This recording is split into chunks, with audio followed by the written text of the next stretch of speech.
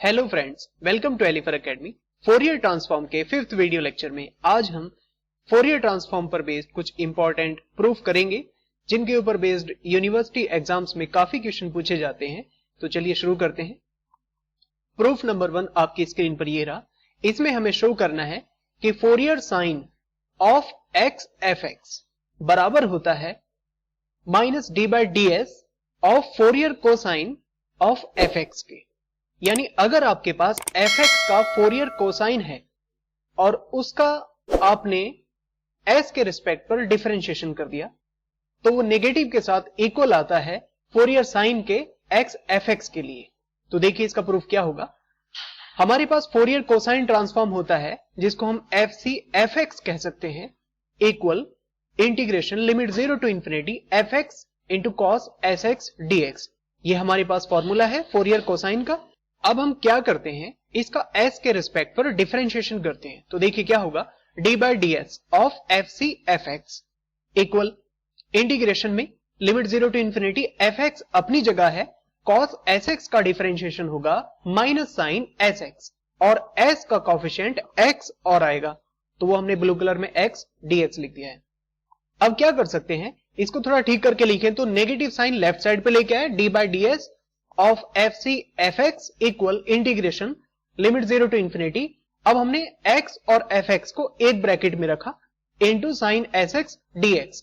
अब ध्यान दीजिए, अगर ये साइन एस एक्स लिखा है विद लिमिट 0 टू इंफिनिटी तो इस फंक्शन को हम कह सकते हैं कि साइन ट्रांसफॉर्म बन चुका है x एफ एक्स का। तो देखिए कैसे बना, minus d by d s f c f x left side पर ऐसे ही रहा। अब राइट वाले को हम लिख सकते हैं कि फोरियर साइन है, क्योंकि साइन एस एक्स लिखा है, फोरियर साइन है एक्स एफ एक्स का। तो इस तरह से आप इसको ठीक करके लिखें तो आपको मिलेगा कि Fourier sine of x F x बराबर होता है minus d by d s of Fourier cosine of f x के। तो ये रिजल्ट आपको इसमें प्रूव करना था।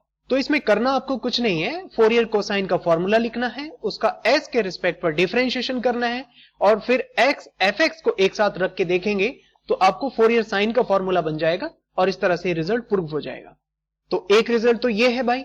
एक और रिजल्ट है, रिजल्ट नंबर 2। इसमें आपको शो करना है कि Fourier cosine of x f x equal होता है d by d s of Fourier sine f x. मतलब आपको अगर एफ एक्स का फोरियर साइन पता है और उसका आपने s के रिस्पेक्ट पर डिफरेंशिएशन कर दिया तो वो बराबर होगा Fourier cosine of x f x. तो इसका भी प्रूफ देखिए भाई।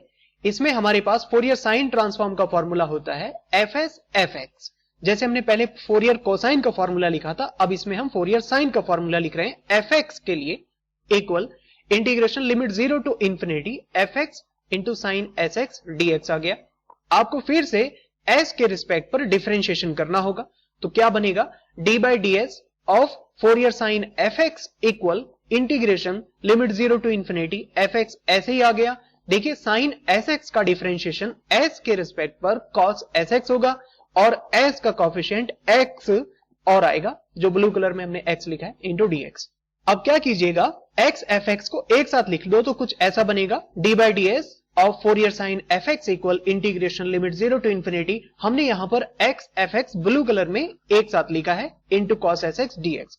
अब फिर से आप ध्यान से देखिए, ये फोरियर कोसाइन का फॉर्मूला बन गया है x एफ एक्स के लिए। तो आप इसको कुछ ऐसे बना के लिख दो कि d by d s Fourier sine of f x equal Fourier cosine of x f x, क्योंकि RHS में जो फॉर्मूला बन रहा है integration limit 0 to infinity x f x into cos s x d x. तो आप इसमें देख सकते हैं कि कॉस एस एक्स की वजह से हम इसको फोरियर कोसाइन ट्रांसफॉर्म कहेंगे x एफ एक्स का। इस वजह से यहां f c of x f x आ गया।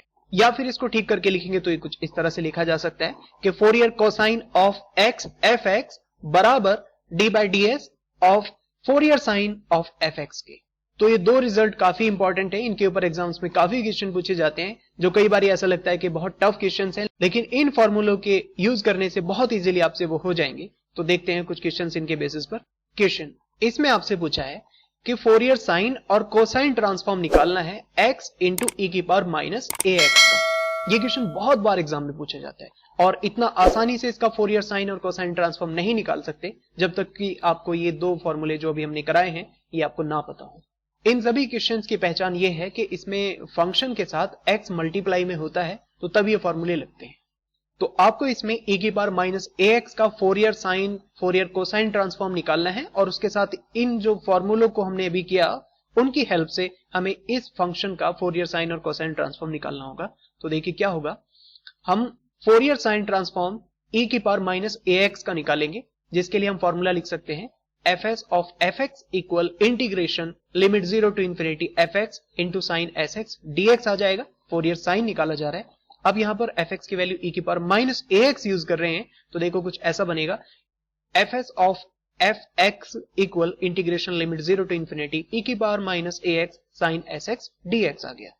अब ये एक इंटीग्रेशन का बहुत फेमस क्वेश्चन बन चुका है, जिसका प्रूफ मैंने आपको वीडियो लेक्चर नंबर 1 में कराया था। अगर आपको वो नहीं पता तो आप उस लेक्चर को जाकर देख सकते हैं, उसका लिंक डिस्क्रिप्शन में दिया है या फिर उसको आई कार्ड पर भी देख सकते हैं। जिसका सॉल्यूशन होता था fs of fx equal s upon a square plus s square.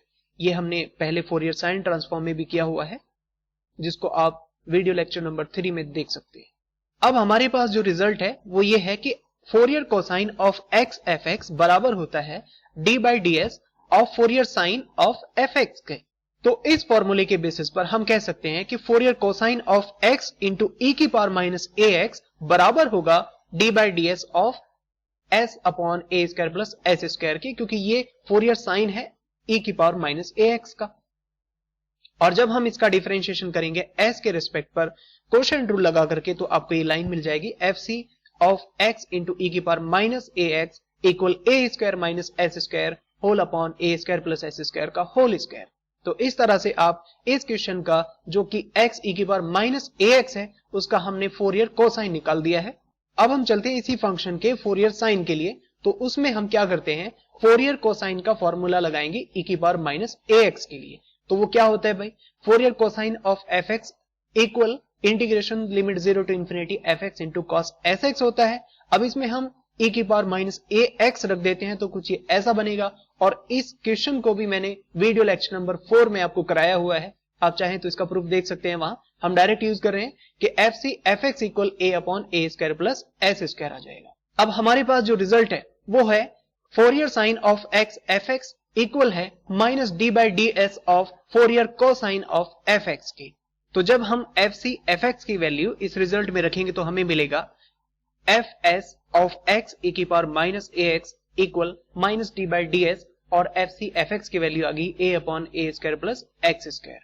और जब आप इसका कोशेंट रूल लगा करके डिफरेंशिएशन करेंगे तो आपको कुछ ऐसा रिजल्ट मिलेगा कि Fourier sine of x e की पावर माइनस ax इक्वल होता है 2as upon a square plus s square का होल स्क्वायर। तो ये जो क्वेश्चन है ये इस तरह से होता है।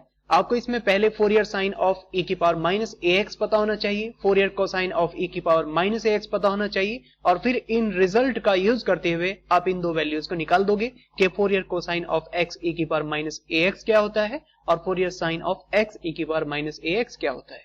ये क्वेश्चन काफी इंपॉर्टेंट है और जब ये क्वेश्चन आता है तो एग्जाम्स में बच्चों से होता नहीं है। इन दो रिजल्ट्स को आप इसमें यूज करेंगे तो बहुत इजीली आपसे हो जाएगा।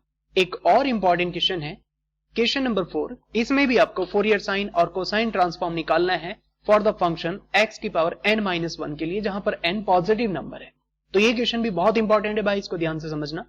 सॉल्यूशन में हमारे पास फोरियर साइन का फॉर्मूला लिखा fs ऑफ x की power n-1 equal integration limit 0 to infinity x की power n-1 into sine sx dx। इसको हमने इक्वेशन नंबर 1 कहा। ये बेसिकली हमने सीधा सा फॉर्मूला लगा दिया है फोरियर साइन का x की पावर n-1 के लिए।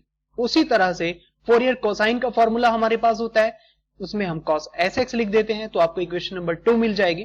तो ये दो इक्वेशंस आपने इस तरह से लिखनी है। अब आप इसमें क्या करेंगे, इसमें कॉम्प्लेक्स का कॉन्सेप्ट लगा करके इस क्वेश्चन को सॉल्व करना है। वो क्या होता है कि cos होता है रियल पार्ट और साइन होता है इमेजिनरी पार्ट। इस वजह से हम इसको लिखेंगे fc ऑफ x की power n-1 plus eta fs of x की पावर n-1 इक्वल इक्वेशन 1 और इक्वेशन 2 से हमने इनकी वैल्यू रख दी।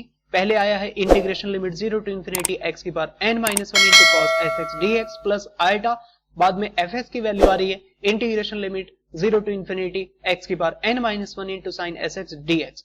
देखो दोनों की लिमिट 0 टू इंफिनिटी ही है और इसमें से x की पावर n-1 कॉमन भी लिया जा सकता है। तो हम इसको कुछ ऐसे बना के लिख सकते हैं कि दोनों का इंटीग्रेशन एक साथ लिखा, integration limit 0 to infinity x की पावर n-1 कॉमन ले लिया तो ब्रैकेट में आएगा cos sx plus iota sine sx। अब e की पावर आइटा थीटा से cos sx plus iota sine sx को हम लिख सकते हैं e की पावर आइटा sx, कुछ ऐसे। अब इस इंटीग्रल को समझिए भाई, जो इंटीग्रेशन में लिमिट 0 टू इंफिनिटी x की पावर n-1 इंटू e की पावर आइटा sx dx लिखा है ना, तो हम चाहते हैं कि इसे हम गामा फंक्शन से करें। गामा फंक्शन का कॉन्सेप्ट हमने आपको वीडियो लेक्चर नंबर 1 में दिया था, उसकी डिटेल्स जानने के लिए आप लेक्चर 1 को देख लीजिए तो आपको क्लियर हो जाएगा। अब इसमें क्या करना है, e की पावर आइटा sx जो है उसको हम माइनस टी मान लेते हैं, जिससे हम x की वैल्यू लिख सकते हैं minus T upon iota s, और अगर इसका डिफरेंशिएशन करेंगे तो dx की वैल्यू आएगी minus dt upon iota s। Limit में कोई फर्क नहीं पड़ेगा क्योंकि x 0 होगा तो t भी 0 हो जाएगा, x इंफिनिटी रखेंगे तो t भी इंफिनिटी आ जाएगा, तो limit as it is 0 to infinity ही रहेगी। तो देखिए इसमें रखने पर फंक्शन कुछ ऐसा बनेगा, integration limit 0 to infinity x की जगह आ रहा है minus T upon iota s, उसकी पावर n-1 इंटू e की पावर माइनस टी, क्यों, क्योंकि आइटा sx को हमने माइनस टी बोला है, इंटू dx की जगह आ रहा है minus dt upon iota s। अगर आप इसको थोड़ा ठीक करके लिखें तो ये कुछ ऐसा बनेगा, आइटा अपॉन s की पावर n, इसको हमने इंटीग्रेशन से बाहर कर दिया, इंटीग्रल के अंदर लिमिट 0 टू इंफिनिटी a की पावर माइनस टी को पहले लिखा और बाकी बचा t की पावर n-1 dt। अब हमारे पास ये पूरा गामा फंक्शन है जिसकी वैल्यू होती थी गामा n, क्योंकि t की पावर को हम कंपेयर करते हैं n-1 से, तो यहाँ n की वैल्यू n ही रहेगी। इस वजह से आपका आंसर आ जाएगा गामा n अपॉन s की पावर n, और आइटा की पावर n हमने अलग कर दिया। तो इस वैल्यू को उठा करके जब हम यहां रखेंगे तो देखो कुछ ऐसा बनेगा, fc ऑफ x की power n-1 plus iota fs of x की power n-1 equal gamma n upon s की पावर n इंटू आइटा की पावर n हो जाएगा। अब एक चीज आपको पता होनी चाहिए कि जो आइटा होता है वो cos π/2 प्लस आइटा sin π/2 होगा। तो क्या किया हमने, आइटा के बदले cos π/2 प्लस आइटा sin π/2 रख दिया, होल पावर n चल रही है, क्योंकि अगर आप इसको खोलेंगे ना तो cos π/2 cos 90 0 होता है, प्लस आइटा sin π/2 sin 90 1 होता है, इस वजह से इसका रिजल्ट भी आइटा ही आएगा। तो ये हमने इसको ट्रिग्नोमेट्रिक फॉर्म में कन्वर्ट करके लिख दिया। अब कॉम्प्लेक्स एनालिसिस की एक डी मॉइवर थ्योरम होती है, उसके अकॉर्डिंग ये जो होल पावर n है ये हमारे एंगल में मल्टीप्लाई कर जाएगी, तो कुछ ऐसा बनेगा, fc ऑफ x की power n-1 plus iota fs of x की power n-1 equal gamma n upon s की पावर n। और देखो ये जो होल पावर n है अब ये एंगल में मल्टीप्लाई कर रही है, तो लिखा है cos nπ/2 plus iota sign nπ/2। अब दोनों साइड से आप रियल और इमेजिनरी पार्ट जब सेपरेट करेंगे तो आपको मिलेगा फोरियर कोसाइन ऑफ x की power n-1 equal gamma n upon s की power n into cos nπ/2, ये बना फोरियर कोसाइन, और फोरियर साइन ऑफ x की power n-1 equal gamma n upon s की power n into sine nπ/2। तो इस तरह से इस क्वेश्चन में हमें फोरियर कोसाइन और फोरियर साइन दोनों साइमल्टेनियसली एक साथ इसमें निकालने हैं, गामा फंक्शन की हेल्प लेनी है। तो ये क्वेश्चन 10 मार्क्स तक एग्जाम में पूछा जाता है, काफी इंपॉर्टेंट क्वेश्चन है। इस वीडियो लेक्चर में इतना ही, उम्मीद है आपको ये समझ में आया होगा। अगर कोई भी लाइन आपको इसमें समझ में नहीं आई, आपको लगता है कि कुछ इसमें इंप्रूवमेंट किए जा सकते थे, तो प्लीज कमेंट बॉक्स में हमें जरूर लिखें, हम अपनी नेक्स्ट वीडियो में उसको कंसीडर जरूर करेंगे। Thanks for watching.